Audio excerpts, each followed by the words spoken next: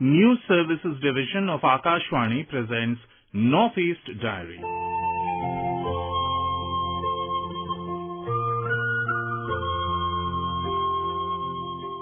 Good evening. Welcome to this edition of Northeast Diary, bringing you the latest developments of India's unexplored Northeast region.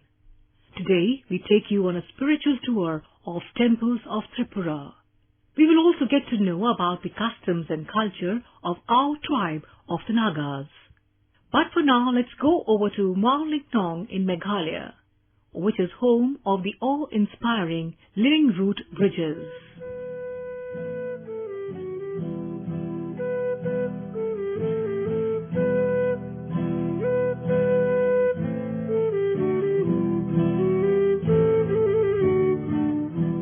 In the depths of northeastern India, in one of the wettest places on earth, bridges aren't built, they are grown.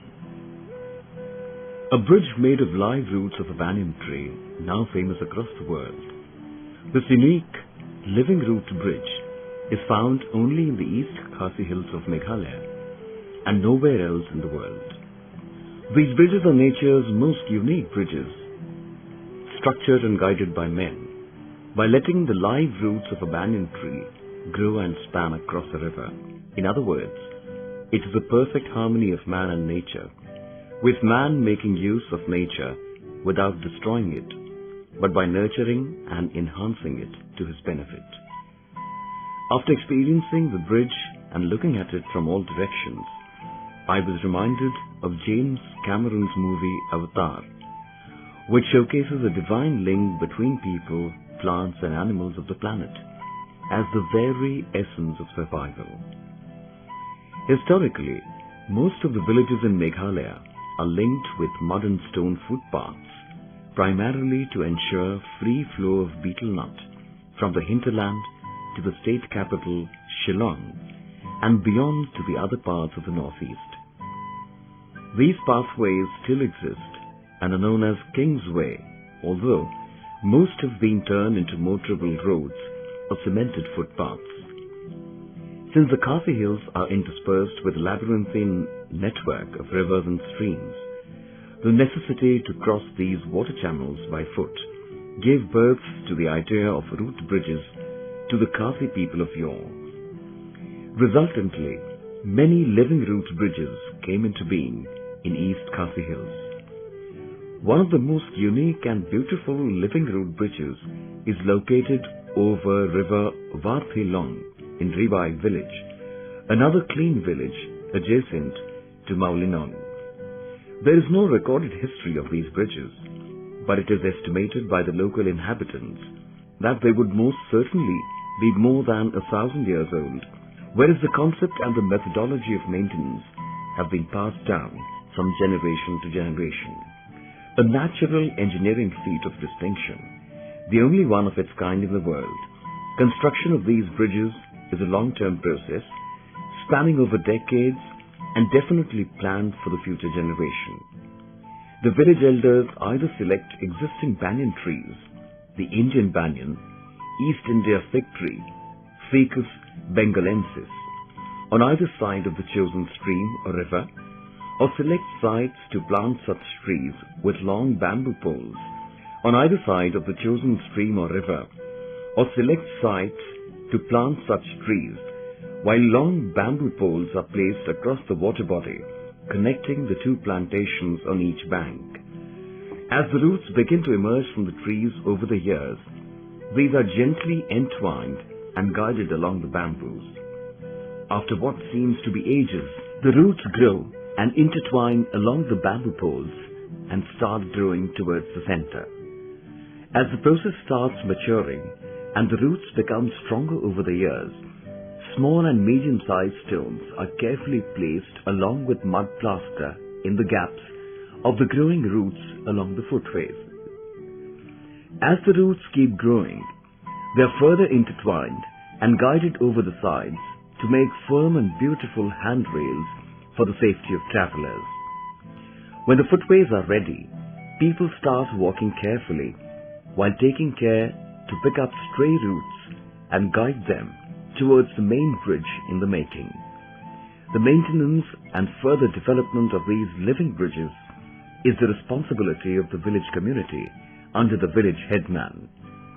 Everyone in the village takes care to ensure the bridges are well maintained, routes are continuously guided, and it is never overburdened.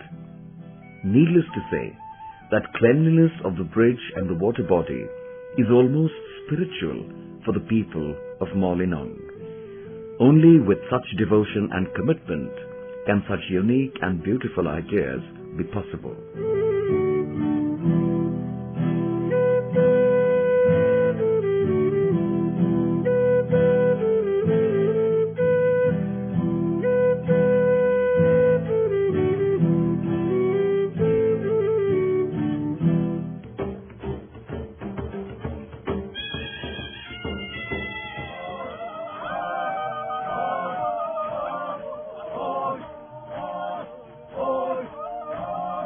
Nagaland is a state of India lying in the hills and mountains of the northeastern part of India. It is one of the smaller states of India. The Nagas consist of 16 major tribes as well as numerous sub-tribes, and each one has a specific geographic distribution. The Naga tribes lack a common language, and each tribe has its own dialects.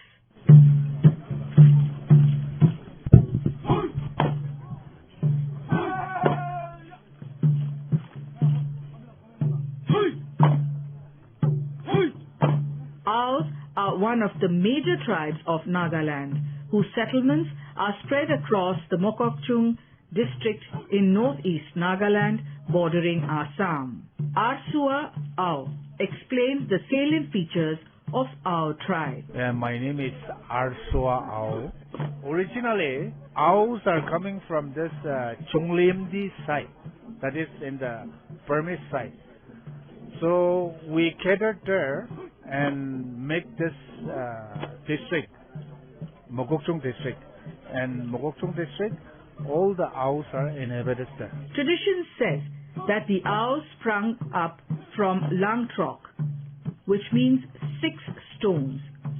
They then founded the Chunglimiti village, where they settled and stayed for a considerable period of time. In course of time, they crossed the Dikhu river by a cane bridge, leaving other people behind. These people, the Aos, who went ahead leaving others behind, came to be known as Aur or Ao, which means going or gone. Our uniqueness is now in modern world, it can be said that the literacy rate is very high.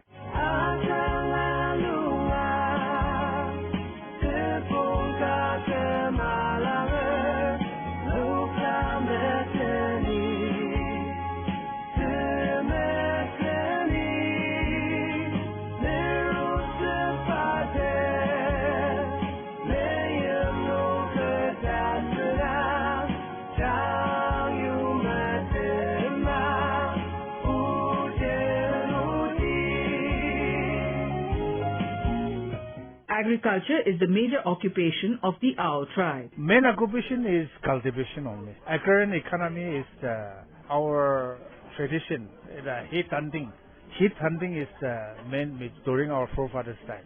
Rice is the major items, and we used to mix up with the rice. We cultivate this. Diras cultivation. Besides rice, there's maize, millet, and then corn.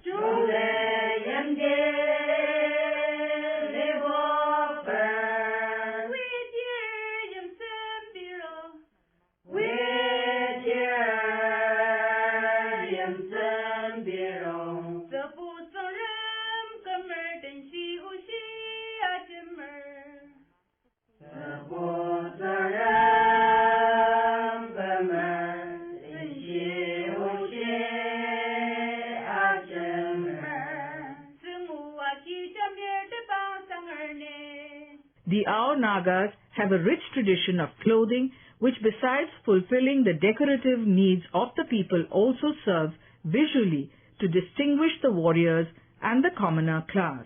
Traditional dress we used to wear this by men folk. It is the luin. we call it langtam. And then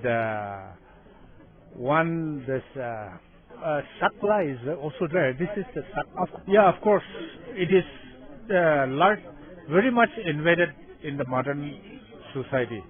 And nowadays, all the children did not know the meaning of the forefathers, how they have come like that. So they are largely influenced by the modern world.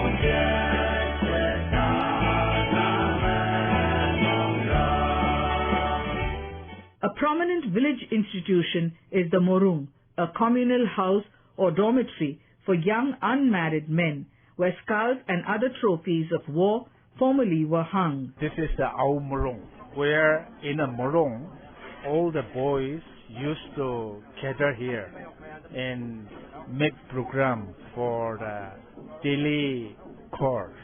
So here in the Morung, we used to display all our ornaments and then the headgears, but of course all the materials are here.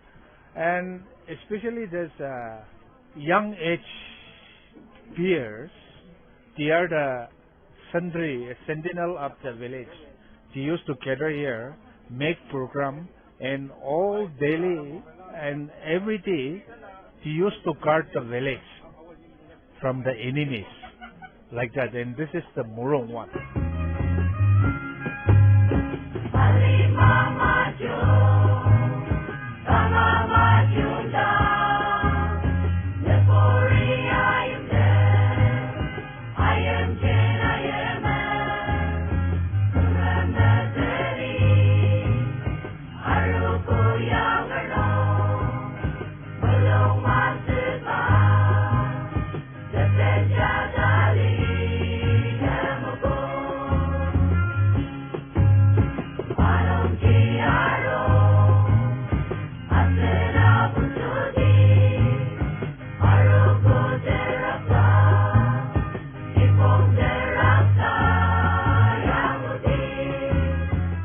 Each tribe has its festivals and Naga dance, music, song and folklore all express an exuberant concern for life. We have two major festivals.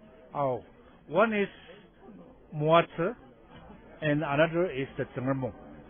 And Muatse is invoking a blessing from our God, that is Lijaba, to bless the field for this agricultural item we have sown. No? According to the village, different types of this songs are there, and tune is also quite different from one another, and it is all reflected in the Lijaba blessing. Forefathers' time that the music is quite different. Nowadays, all the boys and girls used to sing this Hindi songs and then the modern rock song like that.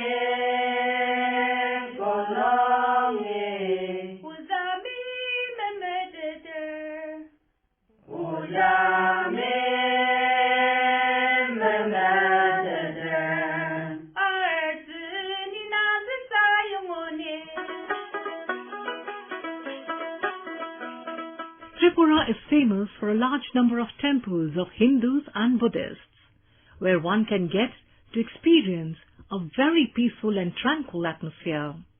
Temples of Tripura, with their beautiful architectural design and calm and tranquil settings, offer a suitable option for pilgrimage.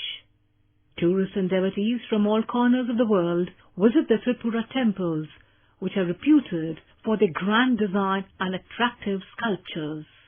Let's embark on the journey of temples of Tripura with our special correspondent, Soma Basu.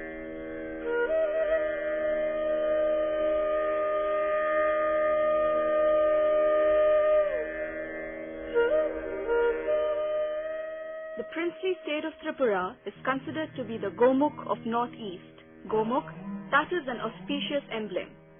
Tripura is a political entity as well, with legends tracing its existence to the days of epic Mahabharata.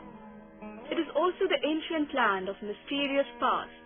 It has ever been a melting pot for tribal and non-tribal cultures, producing an exotic cultural synthesis.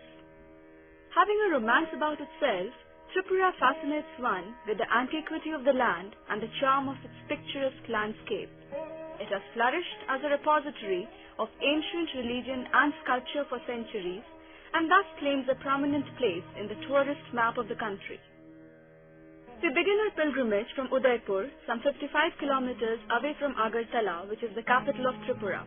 It houses the temple of Tripura Sundari, considered to be one of the 51 pithas mentioned in the Hindu Tantras. This Kali temple, popularly known as Mata Bari, crowns the Kalyan Sagar hillock with a wide expanse of water on its east. Consisting of a square-type sanctum, so typical of Bengali huts, the Mata Bari is served by the red-robed priests who traditionally minister to the mother goddess. A large fair is held every year during Diwali in October-November. It is known that the temple was first constructed by Maharaja Dhanya Manikya in 1501 AD. It was repaired by Maharaja Rama Manikya in 1681 AD when it was damaged by lightning, and again by Maharaja Radhakishorpur Manikya in the beginning of the century. According to an inscription note on the monuments in the Tripura state visited by the Director General Archaeology of India in 1952, there are two identical images of Tripura Sundari inside the temple. The one called Chotima appears to be the original and measures about 2 feet, while the other is about 5 feet. It is difficult to date the image of Chotima accurately as it is worn out. Moreover, the attributes in her hands are either too much blurred or lost. The inspection note also observes that goddess Tripura Sundari, being the tutelary deity of the Tripura Raj, seems to have been brought by these rulers and may perhaps be dated to the 15th century AD, even on grounds of style. For it has the four-armed goddess standing in Sthanaka pose on the body of Shiva. She wears the Jata Mukuta, a Munda Mandala consisting of 13 human skulls. Beyond this age-old temple, there is a big tank called Dhani Sagar, the abode of old tortoises, looking forward to pilgrims for food offerings. It is said, when any of these wise tortoise is to die, it approaches the altar of the temple and breathes its last there. Another Shakta temple worth paying a visit is Kasba Kalibari.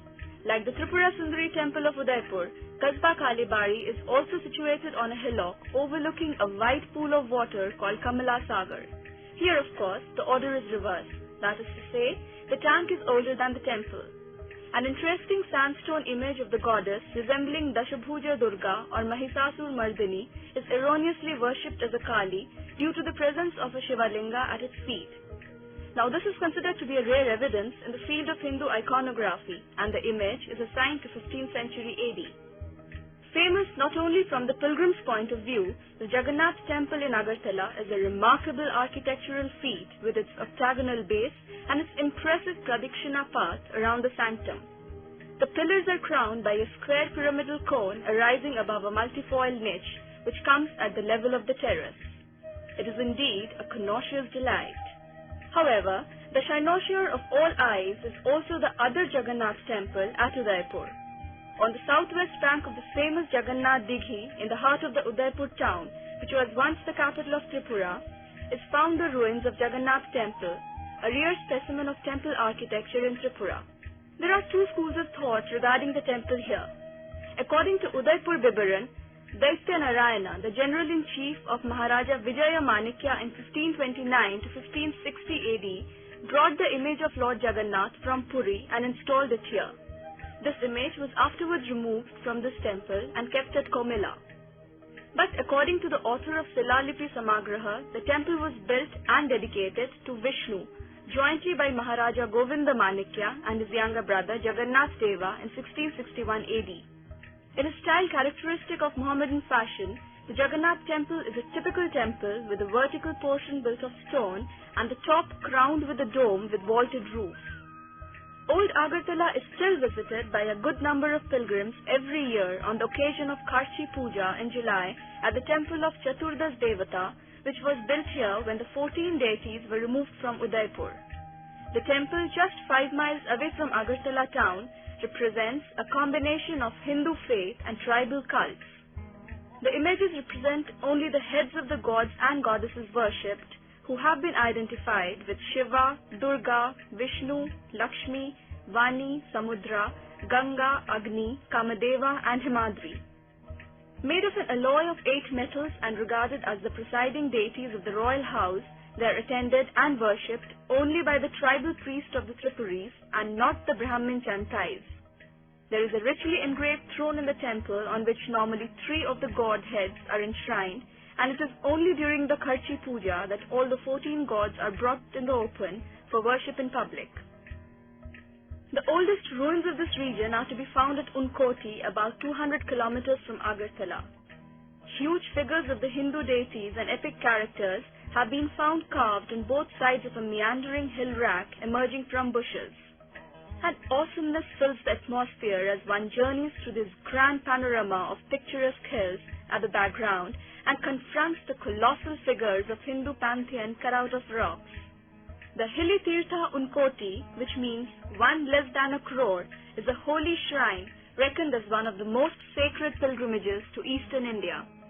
According to the archaeological report, Unkoti is a Saivya pilgrimage at least from the 8th or 9th century. The images on the rocky walls of the hills here are mainly of 2 types, rock-carved figures and stone images. Among the rock-carved figures, the central Shiva head and the enormous Ganesha figure deserve a special mention. Among the other images which leave an indelible impression in the mind for their fine execution are the Chaturmukha and Trimukha lingas which are worshipped at an elevation of Unkoti hills. The 3 faces of Shiva are carved on the 3 sides of its Rudra Bhaga and the back face is damaged. Yet another image of the linga bears 4 well-carved figures shown up to the waist on the 4 sides of its Puja Bhaga. The 11th or 12th century image of Ekamukha linga is placed on the upward slope of Unkoti hills. The shape of this linga is spherical and the face of Shiva is carved on it. At the top of the hill, images of Vishnu, Panchamukha, Ravana, Narasimha, seated Ganesha, Hanuman, etc. are found.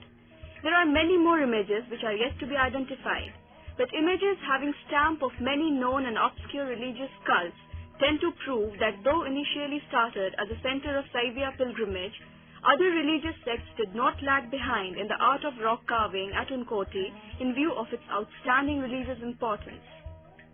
The South Tripura district has many important places to visit. Radhakishorpur, formerly known as Udaipur, stands on the left bank of river Gumti. The ruins of the old palace of Govinda Manikya Bahadur and the famous Bhubaneswar temple situated there are now surrounded by dense jungles. However, the palace and the temple have been immortalized through Tagore's famous plays Rajarshi and Visarjan. On the right bank of river Gumti is the Tripureshwari temple. It is a Sati Pitha, a place where parts of Sati's dismembered body were said to have fallen. A myth goes that right leg of Sati fell there. The Benu Bana Bihar, a Buddhist temple in Agartala, bears testimony to the fact that from the years of yore, Tripura has been extending hospitality and patronage to the religion and culture of its neighbors. The quiet temple and the monastery on a picturesque setting is indeed an embodiment of serenity.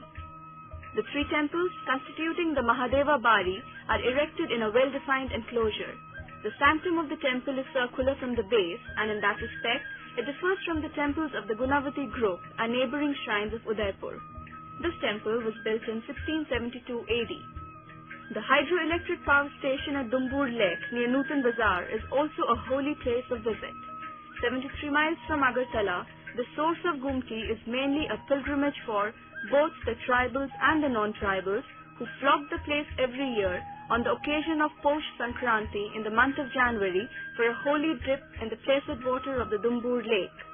The place, unique for its scenic beauty, is also the site for a large fair where the tribal population make annual purchases for their families. The Peak of the Gods, or Deota Mora as it is called, is an extensive range of hills situated in between Udaipur and Amarpur subdivisions. This has become a place of tourist interest owing to a panel of images found carved on the hills facing River Gumti. It is really astonishing to see such a good number of images carved high up on the steep rocky wall of the hill covered with thick jungles. The images are no doubt crude in conception like those at Udaipur, but may not be so antique. So, that was Tripura, the enchanting land of delectable range of temples.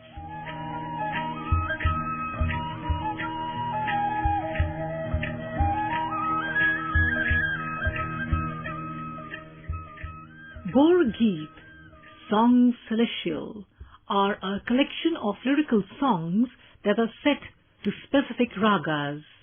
These songs, composed of Srimanta Shankara Deva and Mahadeva in the 15th and 16th centuries, are used to begin prayer services in monasteries. Zatra, that is Satara, and Namghar associated with the Ekasharna Dharma, and they also belong to the repertoire of music of Assam outside the religious context. These are written in ancient Assamese, which is a mix of Maithili, Braj-Boli and regional dialects. Here we bring you a soulful Assamese Bor Geet by Papon.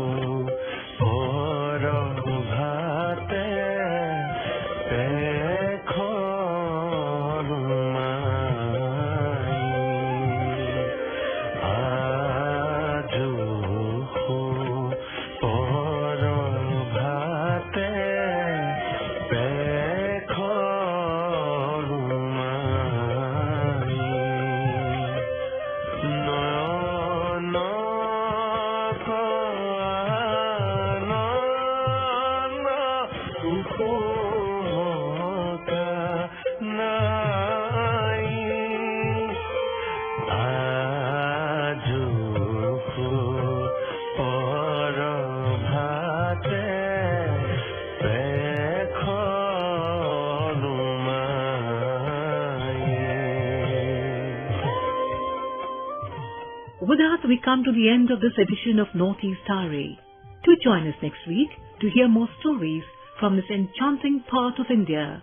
Until then, goodbye.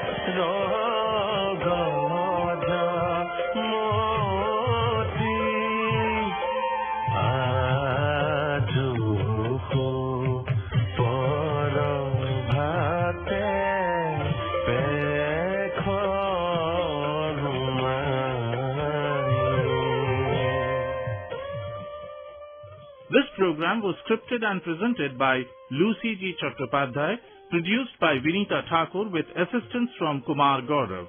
It was brought to you by the News Services Division of Akashwani.